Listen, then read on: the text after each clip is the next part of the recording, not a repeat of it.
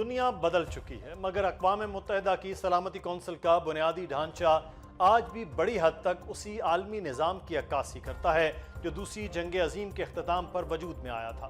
1945 میں جب اقوام متحدہ کا قیام عمل میں آیا تو دنیا کی سیاسی، معاشی اور عسکری حالات مختلف تھے۔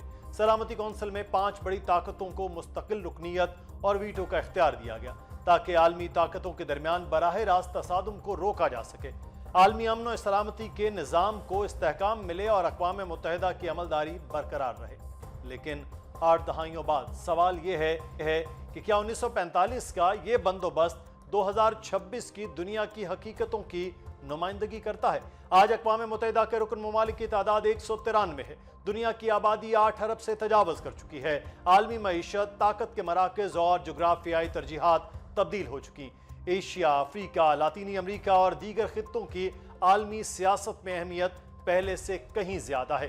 اس کے باوجود سلامتی کونسل کا مستقل رکنیت کا دائرہ وہی ہے جہاں کئی دہائیاں پہلے تھا۔ افریقہ جو اقوام متحدہ کی ایک بڑی علاقائی اکائی ہے، آج بھی مستقل نشست سے محروم ہے۔ جنوبی ایشیا، لاطینی امریکہ اور مسلم دنیا کے کئی اہم ممالک بھی فیصلہ سازی کے مستقل ڈھانچے میں مطلوبہ نمائندگی نہیں رکھتے۔ یہی وہ خلا ہے جس نے سلامتی کونسل میں اصلاحات کی بحث کو جنم دیا۔ 2008 میں اقوام متحدہ کی جنرل اسمبلی میں بین الحکومتی مذاکرات یعنی کہ انٹر گورنمنٹل نیگوسیشن IGN کا آغاز کیا، جبکہ باقاعدہ مذاکرات 2009 میں شروع ہوئے۔ مقصد یہ تھا کہ سلامتی کونسل کی رکنیت، ویٹو، علاقائی نمائندگی، کونسل کے حجم اور اس کے طریقہ کار کو موجودہ عالمی حالات سے ہم آہنگ کیا جائے۔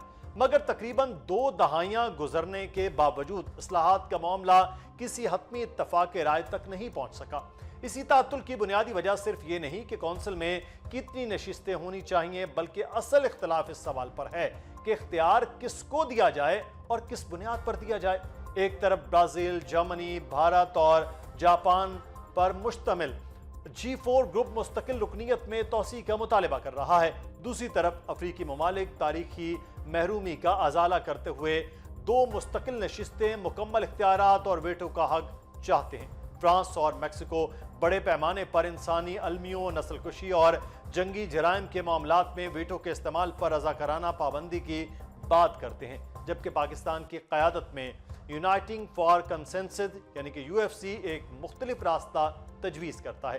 اس تصور کے مطابق مسئلے کا حل مزید مستقل ارکان اور مزید ویٹو پیدا کرنا نہیں، بلکہ منتخب غیر مستقل ارکان کی تعداد بڑھا کر نمائندگی کو وسیع کرنا ہے۔ یہ اختلاف دراصل سلامتی کونسل کے اصلاح کے بنیادی فلسفے کا اختلاف ہے۔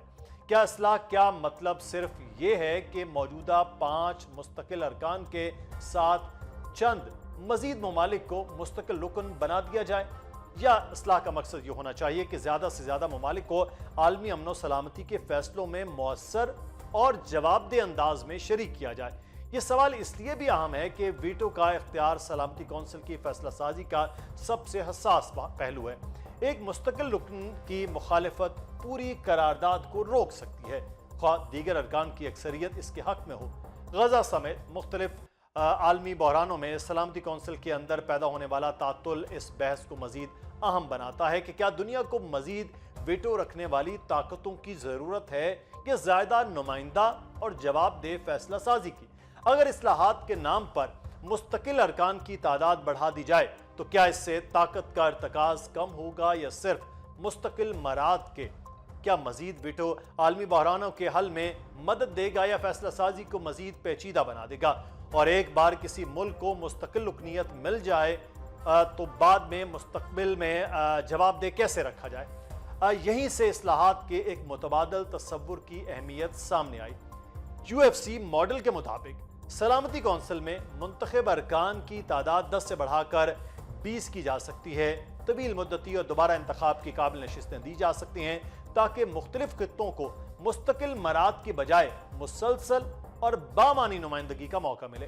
اس نظام میں افریقہ، ایشیا پیسیفک، لاطینی امریکہ اور کیریبین سمیت ان خطوں کی آواز مضبوط ہو سکتی ہے جو موجودہ مستقل رکنیت کے ڈھانچے میں کم نمائندگی رکھتے ہیں۔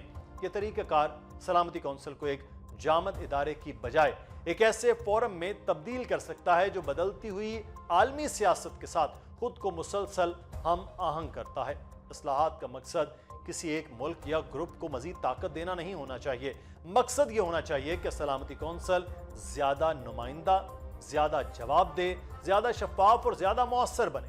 مستقل رکنیت کو معاشی حجم، آبادی یا علاقائی طاقت کا انعام بنانے کے بجائے کسی بھی ممکنہ توسیع کے لیے واضح معیار طے ہونا چاہیے، جس میں اقوام متحدہ کے چارٹر سے وابستگی، بین الاقوامی قانون کا احترام، انسانی حقوق کی پاسداری اور عالمی امن و سلامتی میں ذمہ دارانہ کردار بنیادی حیثیت رکھتا ہو۔ آج دنیا کو ایسی سلامتی کونسل کی ضرورت ہے جو 1945 کی طاقت کے توازن کی محافظ نہ ہو بلکہ 21ویں صدی کی عالمی حقیقتوں کی عکاس ہو۔ ایسی کونسل جہاں طاقت کے بجائے نمائندگی، مراد کی بجائے جواب دہی اور مستقل اختیار کے بجائے وسیع تر عالمی شمولیت کو ترجیح حاصل۔ لہٰذا اصل سوال یہ نہیں کہ سلامتی کونسل میں کتنے نئے مستقل ارکان شامل کیے جائیں، اصل سوال یہ ہے کہ ایسی اصلاح کیسے کی جائے جو دنیا کے زیادہ ممالک کو آواز دے، طاقت کے ارتکاز کو کم کرے، ویٹو کے باعث پیدا ہونے والے تعطل کو محدود کرے اور اقوام متحدہ کے سب سے اہم امن و سلامتی کے ادارے کی ساکھ اور موثریت کو بحال کرے۔ شاید سلامتی کونسل کا مستقبل مزید مستقل مراکز اختیار میں نہیں بلکہ زیادہ وسیع نمائندگی، علاقائی توازن، باقاعدہ انتخابات اور مضبوط جواب دہی میں پوشیدہ ہے۔